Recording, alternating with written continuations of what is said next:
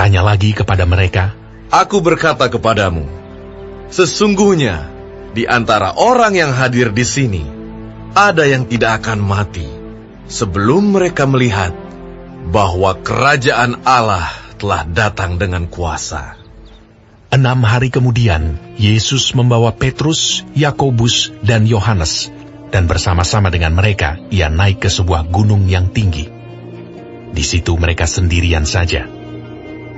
Lalu Yesus berubah rupa di depan mata mereka, dan pakaiannya sangat putih berkilat-kilat. Tidak ada seorang pun di dunia ini yang dapat mengelantang pakaian seperti itu. Maka nampaklah kepada mereka Elia bersama dengan Musa. Keduanya sedang berbicara dengan Yesus. Kata Petrus kepada Yesus, Rabi, betapa bahagianya kami berada di tempat ini. Baiklah kami dirikan sekarang 3 kemah. 1 untuk engkau, 1 untuk Musa, dan 1 untuk Elia. Ia berkata demikian, sebab tidak tahu apa yang harus dikatakannya, karena mereka sangat ketakutan. Maka datanglah awan menaungi mereka, dan dari dalam awan itu terdengar suara, Inilah anak yang kukasihi, dengarkanlah dia. Dan sekonyong-konyong waktu mereka memandang sekeliling mereka, mereka tidak melihat seorang pun lagi bersama mereka, kecuali Yesus seorang diri. Pada waktu mereka turun dari gunung itu, Yesus berpesan kepada mereka supaya mereka jangan menceritakan kepada seorang pun apa yang telah mereka lihat itu, sebelum Anak Manusia bangkit dari antara orang mati. Mereka memegang pesan tadi sambil mempersoalkan di antara mereka apa yang dimaksud dengan bangkit dari antara orang mati. Lalu mereka bertanya kepadanya, Mengapa ahli-ahli Taurat berkata bahwa Elia harus datang dahulu? Jawab Yesus, Memang Elia akan datang dahulu dan memulihkan segala sesuatu. Hanya bagaimanakah dengan yang ada tertulis mengenai Anak Manusia, bahwa ia akan banyak menderita dan akan dihinakan? Tetapi aku berkata kepadamu, memang Elia sudah datang, dan orang memperlakukan dia menurut kehendak mereka, sesuai dengan yang ada tertulis tentang dia.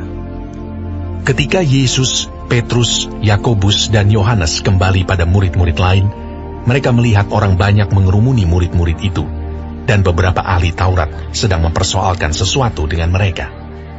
Pada waktu orang banyak itu melihat Yesus, tercenganglah mereka semua dan bergegas menyambut dia.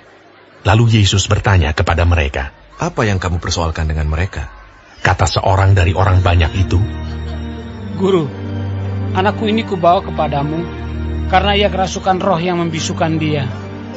Dan setiap kali roh itu menyerang dia, roh itu membantingkannya ke tanah. Lalu mulutnya berbusa, giginya bekertakan, dan tubuhnya menjadi kejang. Aku sudah meminta kepada murid-muridmu, supaya mereka mengusir roh itu, tetapi mereka tidak dapat. Maka kata Yesus kepada mereka, Hai kamu angkatan yang tidak percaya, berapa lama lagi aku harus tinggal di antara kamu? Berapa lama lagi aku harus sabar terhadap kamu? Bawalah anak itu kemari. Lalu mereka membawanya kepadanya. Waktu roh itu melihat Yesus, anak itu segera digoncang-goncangnya, dan anak itu terpelanting ke tanah dan terguling-guling, sedang mulutnya berbusa. Lalu Yesus bertanya kepada ayah anak itu, Sudah berapa lama ia mengalami ini? Jawabnya, Sejak masa kecilnya. Dan seringkali roh itu menyeretnya ke dalam api, ataupun ke dalam air untuk membinasakannya. Sebab itu, jika engkau dapat berbuat sesuatu, tolonglah kami dan kasihanilah kami. Jawab Yesus, Katamu, jika engkau dapat. Tidak ada yang mustahil bagi orang yang percaya. Segera ayah anak itu berteriak. Aku percaya, tolonglah aku yang tidak percaya ini. Ketika Yesus melihat orang banyak makin datang berkerumun, ia menegur roh jahat itu dengan keras. Katanya, Hai kau roh yang menyebabkan orang menjadi bisu dan tuli, aku memerintahkan engkau, keluarlah daripada anak ini, dan jangan memasukinya lagi. Lalu keluarlah roh itu sambil berteriak dan menggoncang-goncang anak itu dengan hebatnya. Anak itu kelihatannya seperti orang mati, sehingga banyak orang yang berkata, ia sudah mati.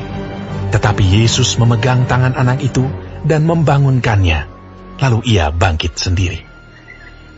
Ketika Yesus sudah di rumah dan murid-muridnya sendirian dengan dia, bertanyalah mereka, "Mengapa kami tidak dapat mengusir roh itu?"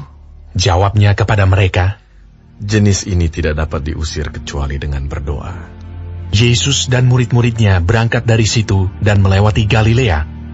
Dan Yesus tidak mau hal itu diketahui orang, sebab ia sedang mengajar murid-muridnya. Ia berkata kepada mereka, Anak manusia akan diserahkan ke dalam tangan manusia, dan mereka akan membunuh dia.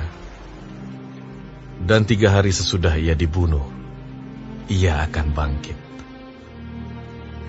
Mereka tidak mengerti perkataan itu, namun segan menanyakannya kepadanya.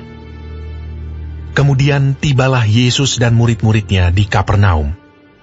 Ketika Yesus sudah di rumah, ia bertanya kepada murid-muridnya, "Apa yang kamu perbincangkan tadi di tengah jalan?" Tetapi mereka diam, sebab di tengah jalan tadi mereka mempertengkarkan siapa yang terbesar di antara mereka. Lalu Yesus duduk dan memanggil ke-12 murid itu. Katanya kepada mereka, "Jika seseorang ingin menjadi yang terdahulu, hendaklah ia menjadi yang terakhir dari semuanya, dan pelayan dari semuanya." Maka Yesus mengambil seorang anak kecil dan menempatkannya di tengah-tengah mereka.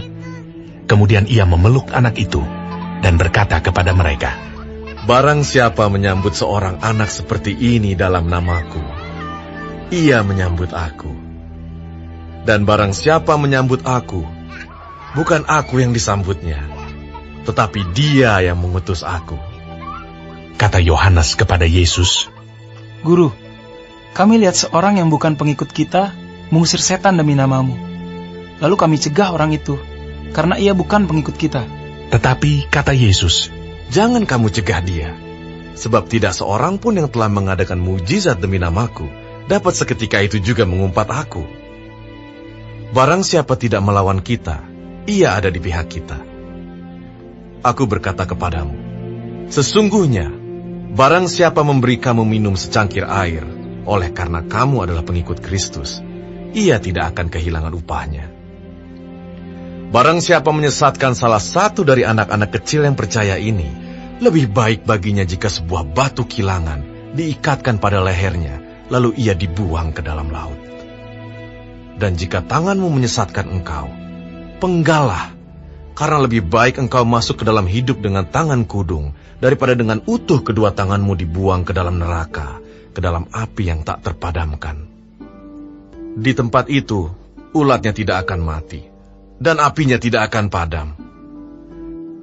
Dan jika kakimu menyesatkan engkau, penggalah, karena lebih baik engkau masuk ke dalam hidup dengan timpang, daripada dengan utuh kedua kakimu dicampakkan ke dalam neraka. Di tempat itu, ulatnya tidak akan mati, dan apinya tidak akan padam. Dan jika matamu menyesatkan engkau, cungkilah, karena lebih baik engkau masuk ke dalam kerajaan Allah dengan bermata satu, daripada dengan bermata dua dicampakkan ke dalam neraka, di mana ulat-ulat bangkai tidak mati dan api tidak padam. Karena setiap orang akan digarami dengan api. Garam memang baik, tetapi jika garam menjadi hambar, dengan apakah kamu mengasinkannya? Hendaklah kamu selalu mempunyai garam dalam dirimu, dan selalu hidup berdamai yang seorang dengan yang lain.